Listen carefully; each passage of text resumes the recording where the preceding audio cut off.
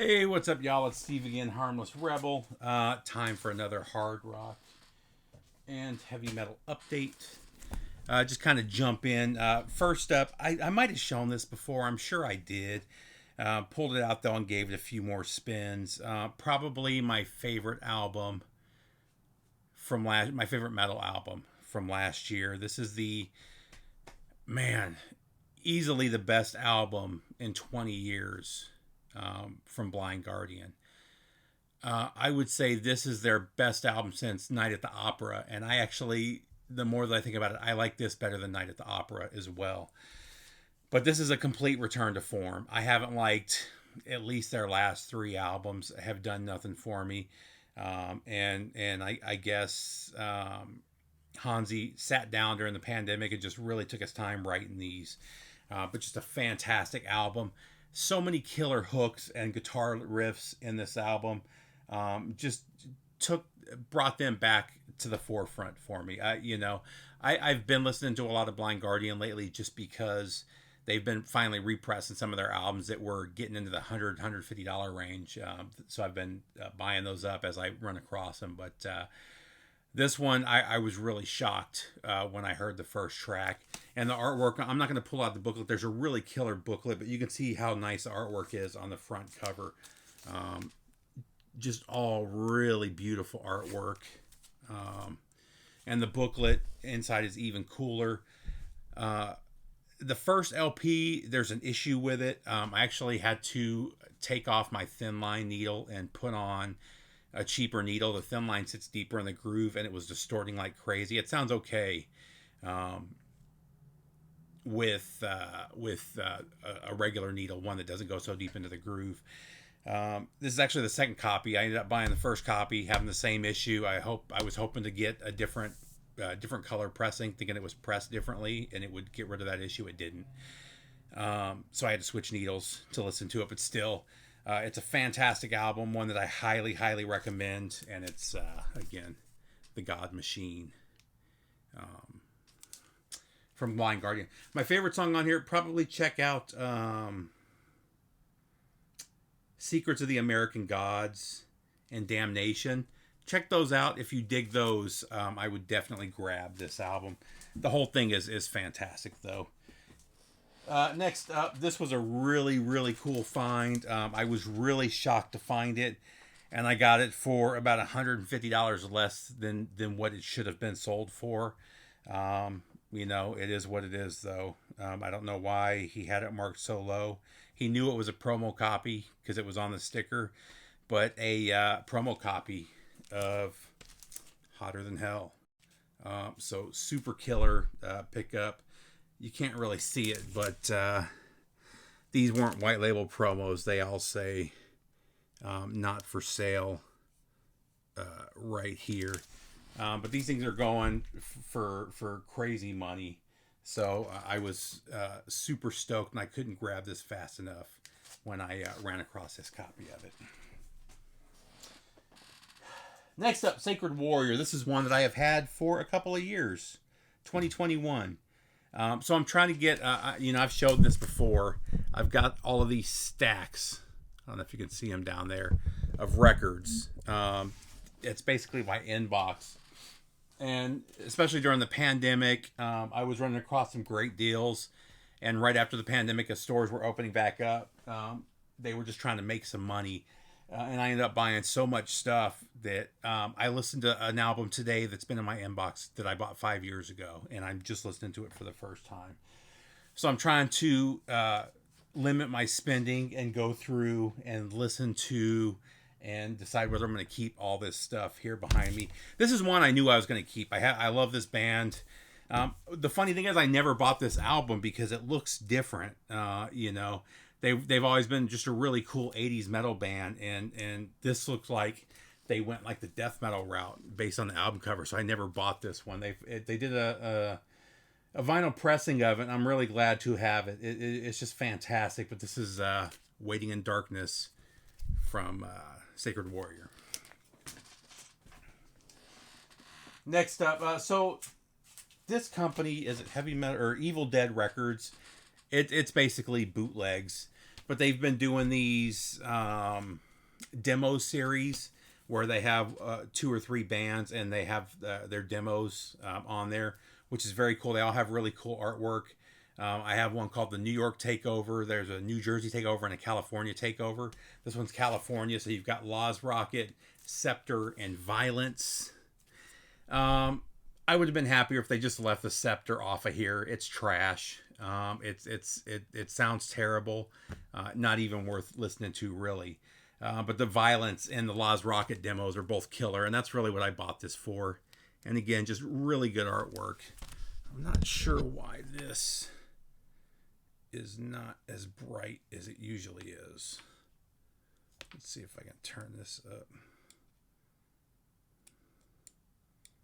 No, that's 100%. I don't know. It just seems like it's darker than it normally is. Regardless of if you see these, I think you can get them online for $20-25. Definitely worth it. I know they've got one for Anthrax, and I can't remember who the B side of that one is, but very cool. Next up, this is one I was at my local store, and they had it for a great deal. The price of this has been going up. This is a European pressing, West German pressing. Warlock, Triumph and Agony, just a classic album. Doro, just fantastic. She's still fantastic.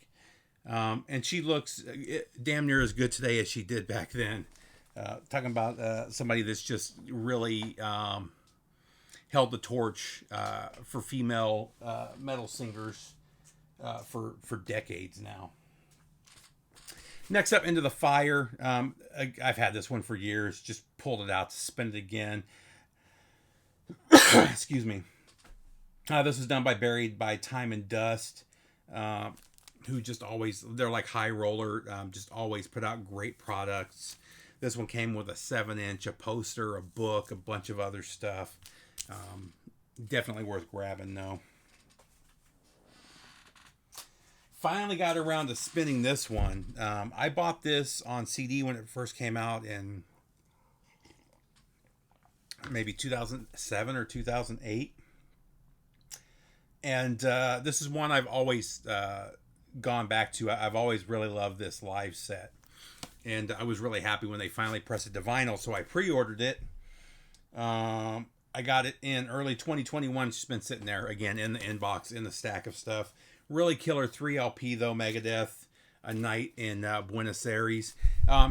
2005, when this was recorded, was a really weird time, because this is actually my least favorite lineup of Megadeth, but they do a fantastic job on here. I think I saw the band live on this same tour in Phoenix the following year. Next up, Slayer, Hand of Doom, collectible tracks and studio rarities from 86 to 2009. This is basically B-sides. Let's see.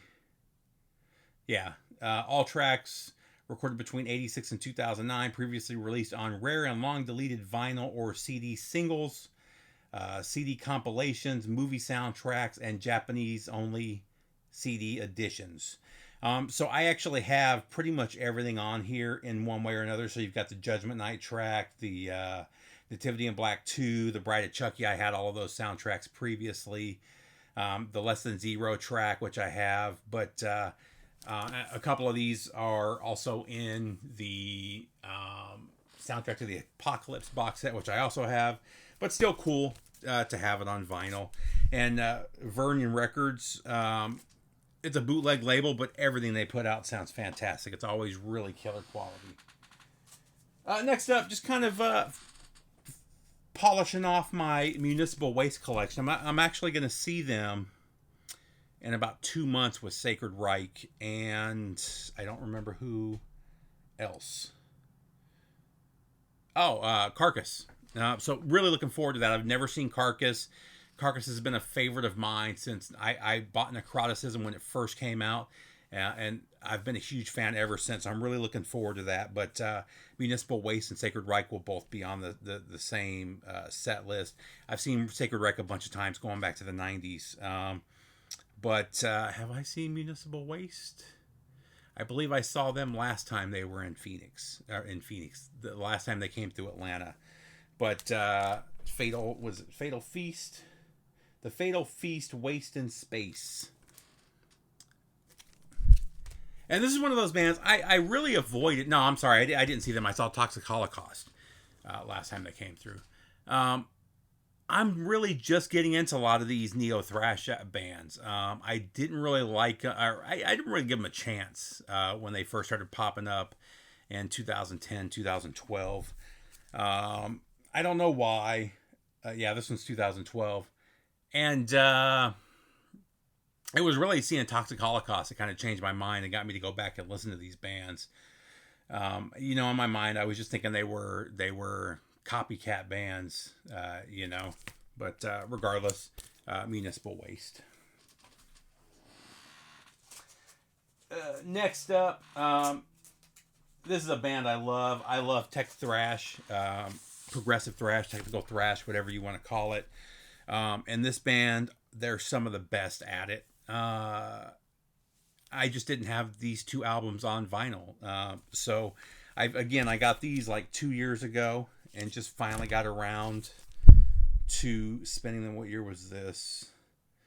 So 2015 reissue. Yeah, it had to be like 2.5 years ago. But their major label debut, Black Future, fantastic technical thrash. I actually like this one a little bit better, but Vector is killer. Must check out if you're into thrash. Just again, really, really good. So we got Black Future, and then I think this one's a little bit better. They got more technical, and they just murder it. But this is Outer Isolation. Love the artwork as well. And then last but not least, just kind of finishing off the Suicidal Tendencies collection. I need one more Suicidal album. It's the one that came out after this. I love the Robert Trujillo era. Actually, I love everything through when Robert Trujillo left for the most part. And then they kind of fall apart after that. But The Art of Rebellion. Probably the last of their classic albums, what people consider their classic albums. Definitely a favorite, though. And this is one, a lot of people talk trash about this one. Basically, what it is this is their debut album. They didn't own the rights to it. And I've heard different things. I've heard that Frontiers wanted to take too much of their cut to repress it. And then I've heard that they went back and forth and that Frontiers didn't want to repress it. So they re-recorded it, and it's still Psycho after all these years.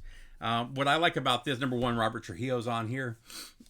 It's a little less punk, a little more metal, in my opinion, and I like that. I like the debut. I like the original as well. And in reality, when I'm in the mood for those songs, I'll usually pull those out. But for those of you that grew up with MTV, the version of Institutionalized from the video, and I Saw Your Mommy from the video, are the ones from this album, not from their debut release. So if you grew up like I did, I really got into these guys because of Headbangers Ball and those videos, and those are the recordings from this album as opposed from their debut. So that's it, guys. Just want to do a quick heavy metal update. I'm actually going to do another one. I've got a bunch more. Like I said, I've gone through a whole section of metal over there. So I'm just going to slide into another one, but I'll do that as a separate video. So hope everybody's good. Take care, and I will see you soon. Later.